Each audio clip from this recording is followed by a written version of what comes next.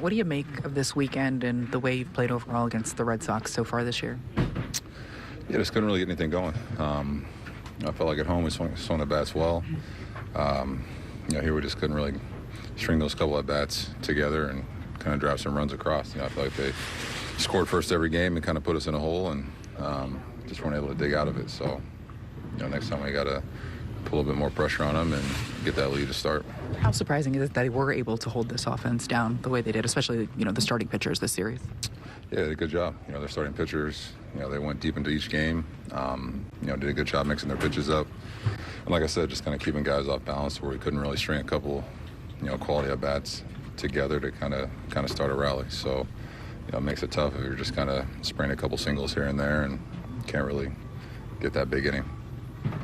What made Bayer tough today? He's always a tough matchup. He uses both sides of the plate well. Four-seam sinker combo, mixing that slider and changeup, but he just did a good job really working the edges. Aaron, there are always going to be rough stretches for every player. What did you see from yourself this weekend, just the strikeouts and things like that? Is that just a rough series, or did you see something in your at-bats that you wanted to fix? Got to swing at strikes. That usually helps any hitter when you swing at strikes. So did you feel like you were swinging at balls too often? Yeah, you guys were watching the game.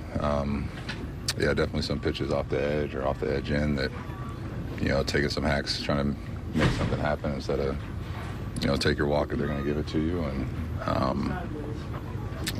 just kind of keep the line moving. Is that more of a challenge, Aaron, when the rest of the offense is also struggling?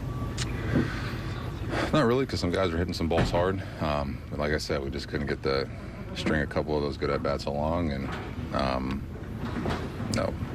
move past it, learn from it, and get ready for the next series. We've got a big one with the Angels coming in for 4.